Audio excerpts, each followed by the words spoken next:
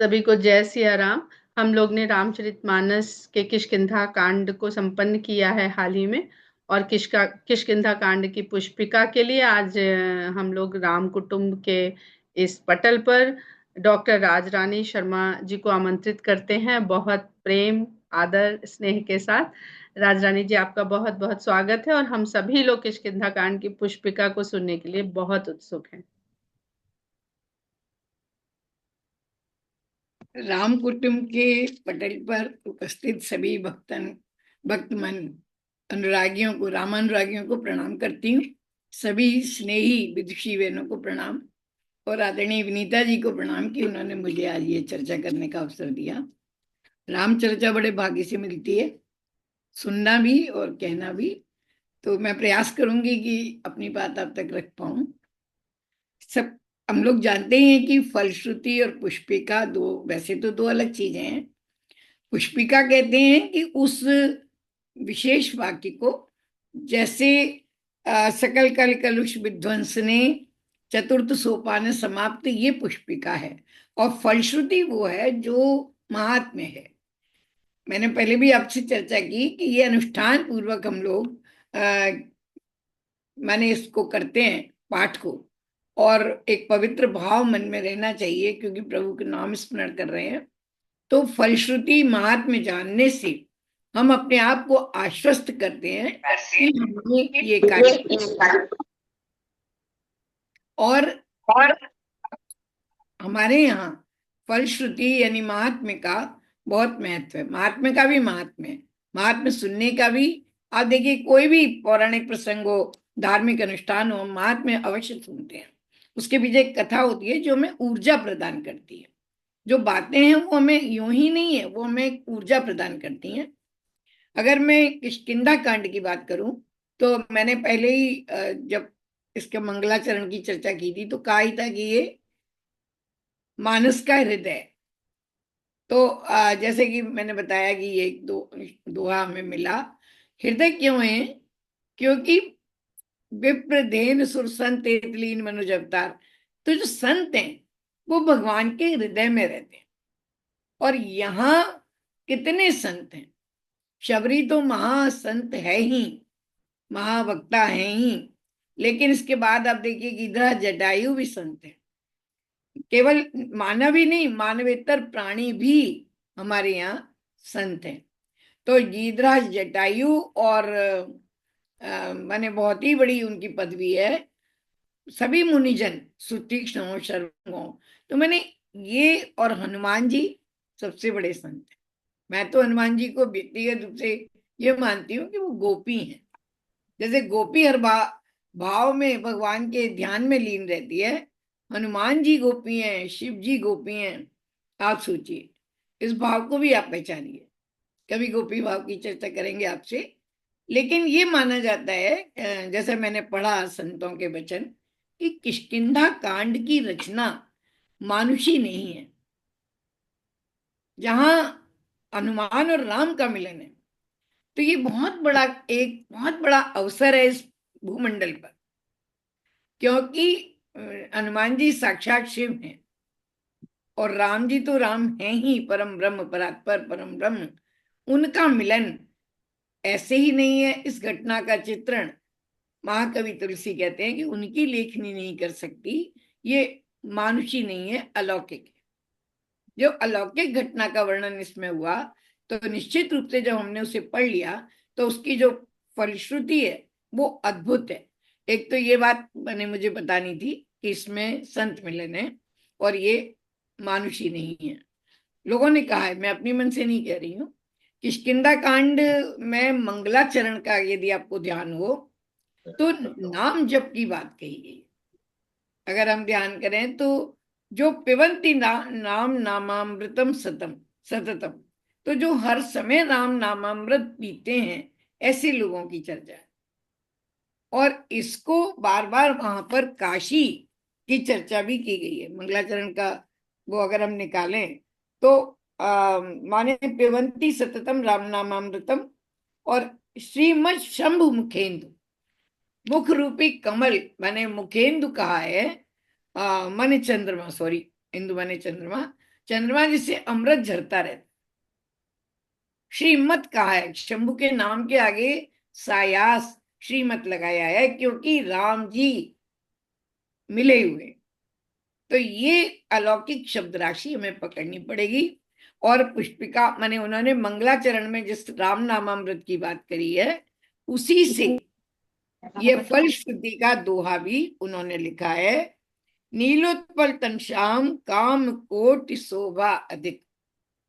अब इसकी चर्चा करेंगे। सुनिए तासु गुण ग्राम, एक गुण नहीं, गुणों के समूह। जासु नाम अग खग बधिक। नाम पर बड़ा जोर है।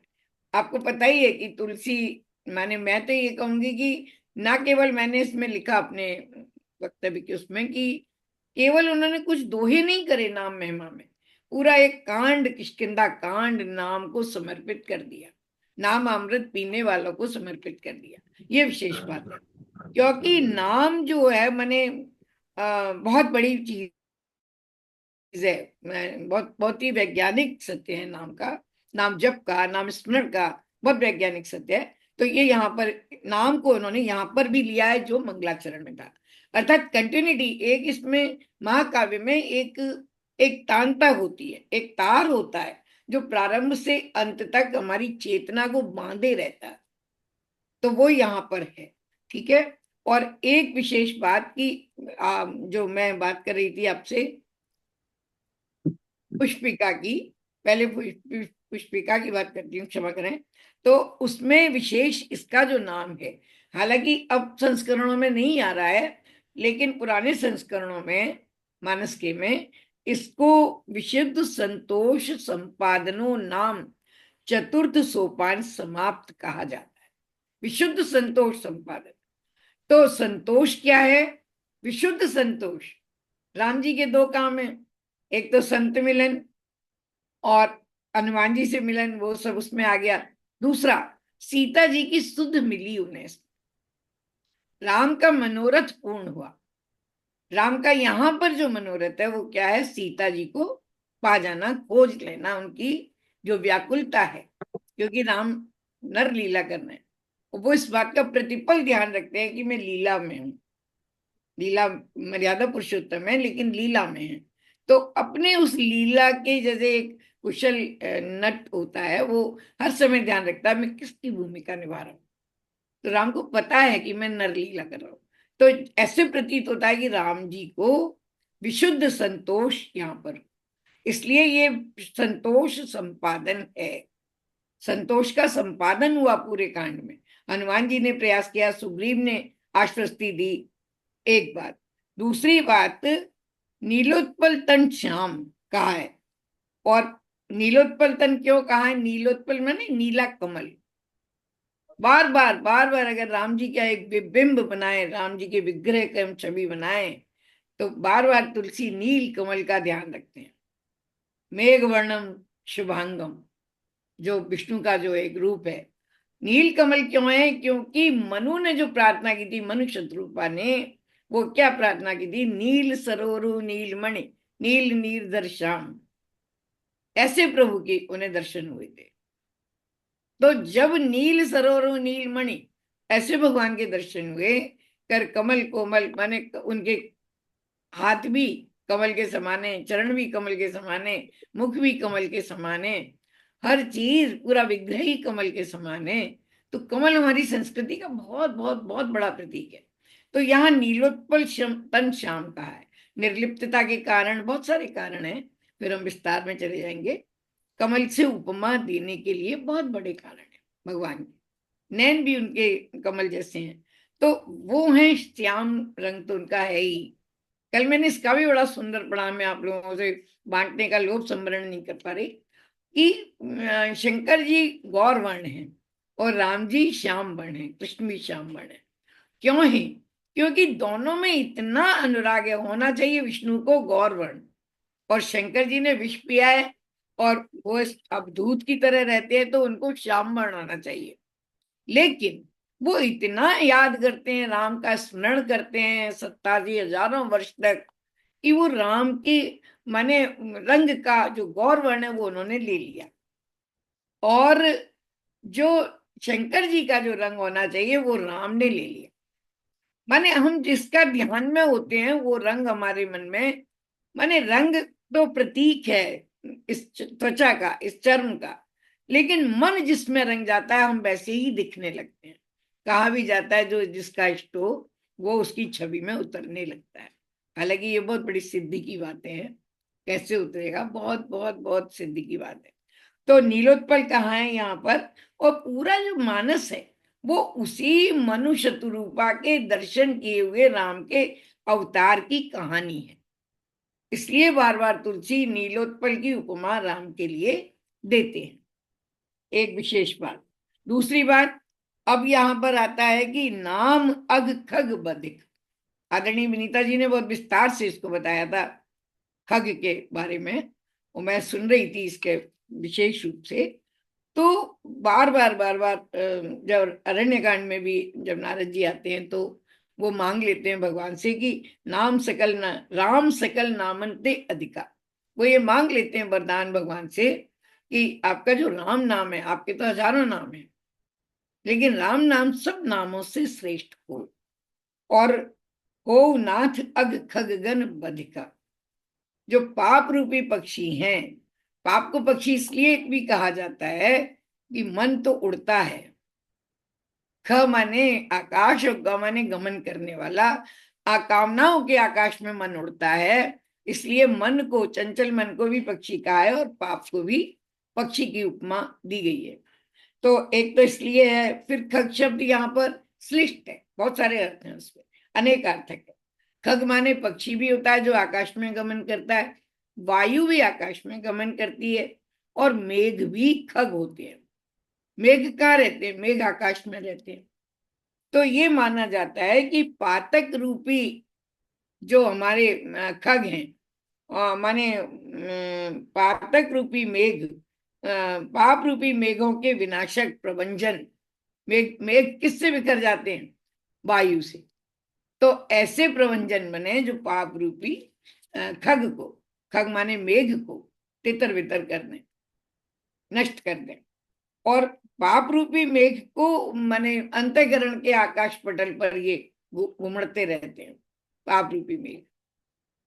कलयुग की एक और बड़ी विशेषता है, होए पाप नहीं मानस पुण्य।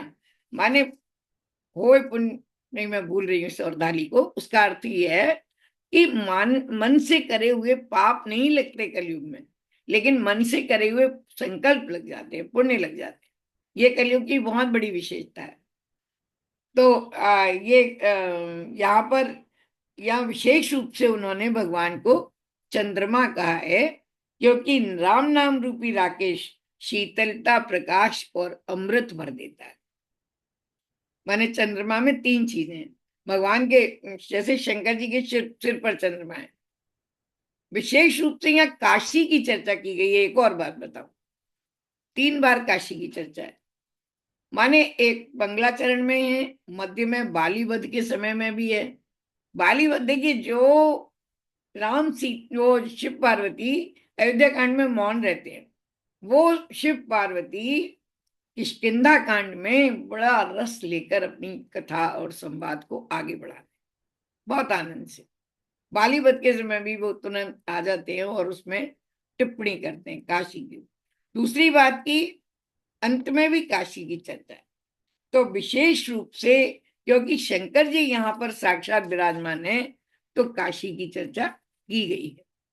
और एक और बात मैंने पढ़ा, जो संतों का मानना है कि ये जो है ना, भव भेषज रघुनाथ जस सुनहि जे नर अर नारी, तिनकर सकल मनोरथ सिद्ध करहि त्रिसरार। इसमें पाठांतर है, कहीं त्रिसरार है और कहीं संतों ने कहा है कि यहाँ त्रिसरार की जगह त्रिपुरारी होना चाहिए। त्रिपुरारी कई पाठों में मिलता है, अब प्रमाण का यहाँ समय नहीं है। तो त्रिपुरारी माने शंकर जी को पुनः याद करते हैं तुलसी, वो साथ साथ चलते हैं। तुलसी की लेखनी क्यों साथ साथ चलते हैं, क्योंकि आदि कवि तो शंकर हैं। रच महेश निज मानस रागा। हम लोग कहते हैं कि आदि कवि कौन है, वाल्मीकि, लेकिन आदि कवि वाल्मीकि नहीं है, आदि कवि शंकर। रच महेश निज मानस रागा, पाए सुसमय शिवासन भागा। पहले उनने अपने मन में रख लिया। रचा किसने सबसे पहले? शंकर जी ने। शंकर जी कवि हृदय, शंकर जी संवेदनशील हैं, राम भक्त ने। राम भक्त कुछ भी हो सकता है। तो यहाँ हमें ऐसी अद्भुत ये प्रसंग में देखने को मिलते हैं। तो त्रिपुरार और त्रिसरार की संगति भी पूरी बैठती है। त्रिसरारी, वो त्रिपुरारी।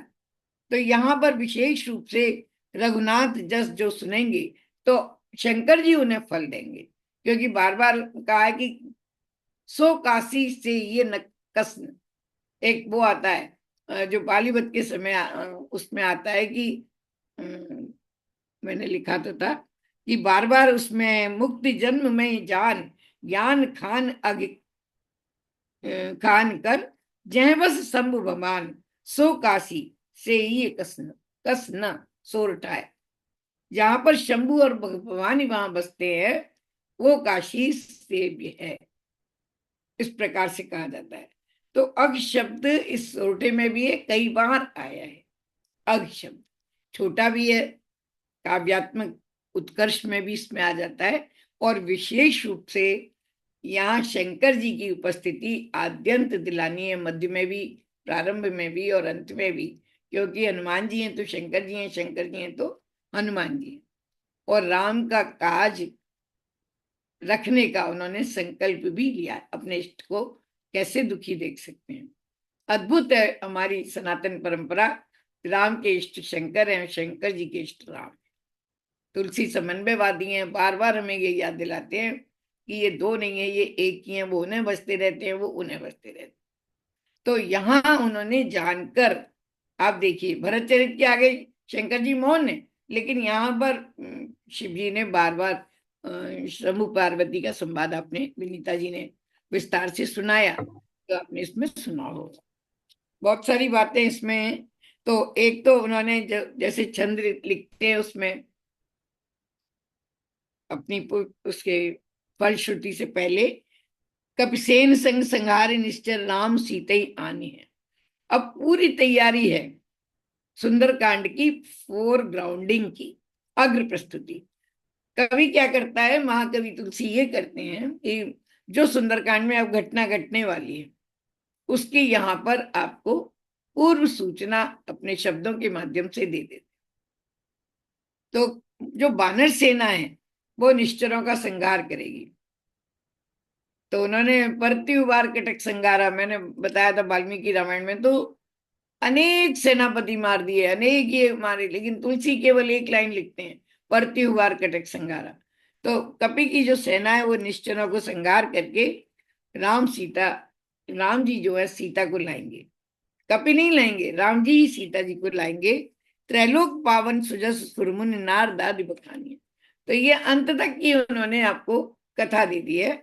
और ये जो यश है, नारद आदि, नारद शुभ शारदा शेष आदि में ये सब आते हैं, वो वर्णन करेंगे। जो सुनत गावत कहत समझत परम पद नर पावई रघुवीर पद पाथोज मधुकर दास तुलसी गावई। केवल और केवल नाम की महिमा से तुलसी ओतप्रोत रहते हैं।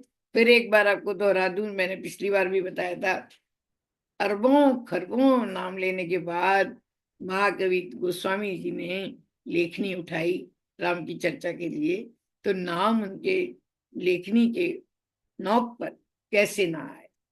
तो ऐसे सांसारिक रूपी हमारे जितने भी रोग हैं उन सब की भेषज माने औषधि केवल और केवल राम नाम। तो मनोव्याधियों की भी औषधि है। तीनों ताप, दैहिक दैविक भौतिक, तीनों तापों की औषधि राम नाम है। इसलिए भव भेषज उन्होंने कहा है। भेषज माने औषधि, यही एक उपचार है। तो ये कहा रघुवीर पद पाथोज, चरणों का हमारे यहाँ बहुत महत्व है। और विनीता जी बार बार आपको बताती हैं कि ये चरण ही आचरण है। चरणों को हम इसलिए महत्व देते हैं कि हम अनुकरण, हमें चरणों का तो चरणों का दर्शन करना है और अनुकरण आचरण का करना है। तो आचरण का जो आ शब्द चरण हम बार बार कहते हैं, तो आचरण ही जो प्रभु का आचरण है, जो उनका लीला है, जो उनका धैर्य है, जो उनकी संयम है, जो उनका त्याग है, सहिष्णुता है, शक्तिशील सौंदर्य है, वो सब हमारे जीवन में उतार लेने के योग्य हैं। इसीलिए हम बार बार चरणों, ऐसे कहते हैं कि कहीं भी विग्रह के दर्शन करें, सबसे पहले चरणों की तरफ देखें। हम इतने अधिकारी नहीं है कि भगवान के नेत्रों से नेत्र मिला सके, पहले दर्शन चरण के, क्योंकि चरण ही हृदय में रहते हैं। चरण हमें उनके आचरण की के लिए प्रेरित करते हैं। तो उन्होंने इस प्रकार से कहा। और फिर ये जो आपने कहा, ये भविष्य रघुनाथ जस, जो राम नाम का पूरे उसमें व्याप्त है, पूरी रामचरितमानस में, सुने ही जे नर और नारी। तुलसी को लोग नारी निंदक कहते हैं, वो कहते हैं कि नारी भी उनकी कथा को अवश्य सुने। बहुत बड़ी राम नाम कथा की तो गीता का वो श्लोक मैं बताऊंगी आपको, 10वें अध्याय में आता है कि जो भगवान की चर्चा करते हैं, भगवान उनसे बड़े प्रसन्न रहते हैं। इसलिए नहीं कि उन्हें अपनी चर्चा सुननी होती है, इसलिए कि आपको तरल सरल होते देखना चाहते हैं, आपको विनम्र आद्र द्रवित, विनय में लीन, विनीत, करुण देखना चाहते हैं। आपको देखना चाहते हैं कि आप कैसे सांसारिक माया मोह से समय बचाकर कैसे आप राम कुटुंब में जुड़े, इसलिए वो प्रसन्न होते हैं। हम बच्चों को पढ़ते देखकर इसलिए नहीं प्रसन्न होते कि ये बड़े होंगे, कमाएंगे, हमें आनंद देंगे। नहीं नहीं नहीं, ये अच्छे बनेंगे, इनका जीवन कल्याण में होगा और इनके जीवन में विपत्तियां नहीं होंगी। हम जब हम पामर प्राणियों के मन में ये भाव है, तो भगवान के मन में क्यों नहीं होगा, वो अवश्य प्रसन्न होते हैं। तो हमने चर्चा की, इसलिए प्रभु प्रसन्न रहे होंगे तो ये कर पाए। मुझे ऐसा लगता है कि इतनी ही बातें थी आज के बारे में कहने की। और बार बार मैंने केवल एक ही बात इसमें आती है कि नाम पर उन्होंने यहाँ महत्व दिया है और शंकर जी पर महत्व पूरी फलश्रुति में। और संतोष संपादन इसलिए कि राम जी की जो मुख्य समस्या थी, वो बन रहे हैं बिल्कुल नरलीला में है, खगमृग से पूछ रहे हैं, मधुनी सीता मृगनयनी, ऐसे अबोध बालक की तरह। तो जब भगवान अबोध बनकर लीला कर सकते हैं, तो हम भी अपने अहंकार को खूंटी पर टांग कर बिल्कुल सरल तरल बन ही सकते हैं, अगर उनकी लीला सुनते रहेंगे। तो हो सकता है कि हमको ये लगे कि हम क्यों मैंने हमेशा उसमें रहें, हमें भी ऐसे ही नाटक करना चाहिए हमेशा। नाटक क्या मतलब, यही मान लेना चाहिए कि हमें कुछ नहीं आता, हम कुछ नहीं कर सकते, केवल और केवल कृपा ही केवलम। मैं तो यही मानती हूँ, रो पड़ूंगी मैं। तो मैंने ये विशेष बात की है। और मधुकर दास तुलसीदास, मैंने मधुकरी वृत्ति भक्ति को कहते हैं, मधुकरी वृत्ति, पराग लेता है भंवरा। तो ये बहुत सारे एक एक पद का बहुत बहुत महत्व है। परम पद का भी एक विशेष अर्थ है, तो वो बहुत लंबा हो जाएगा, मेरे ख्याल से समय हो रहा है। मैं आप लोगों ने मुझे सुना, इतना ही मुझे मालूम था तो मैंने आपसे बांटा। सीता राम चरण रति मोरे, अनुदिन बढ़ई अनुग्रह तोरे, कहकर मैं प्रणाम। बहुत बहुत बहुत धन्यवाद। बहुत छोटा शब्द है, पर हम लोग बहुत सौभाग्यशाली हैं और भगवान की बहुत कृपा है कि हम लोग आज इस समय, मतलब इतने दिनों से पढ़ रहे हैं, और जब आपसे जुड़े तब हम लोग ने मंगलाचरण, पुष्पिका, फलश्रुति, महात्म्य इनके बारे में जाना। तो सभी लोग की तरफ से मैं आपको बहुत बहुत स्नेह, आदर और धन्यवाद कहती हूँ। और सबसे निवेदन करती हूँ कि आपके मन में जो भी भाव हो, वो कृपया आप लोग अपने को अनम्यूट करके अवश्य यहाँ पर सबके सामने उजागर कीजिए। नहीं, कोई प्रश्न हो तो मैं हाँ, बताने को कुछ तैयार। भी हो, कोई भाव हो, कोई जिज्ञासा हो, कुछ और जानना हो, कुछ और समझना मेरे हो। हाँ मेरे वंदना। भाव हैं राजरानी जी के लिए। इतनी मिठास और इतने ठहराव वाणी है कि मतलब जब मैं आपको सुनती हूँ तो मेरे जैसे ना रोम रोम पुलकित हो जाते हैं। और जैसे एक जो पूरी समराइजेशन एक कांड की है, तो वो ऐसे लगता है कि जैसे उसको पूरा आपने जस्टिफाई कर दिया।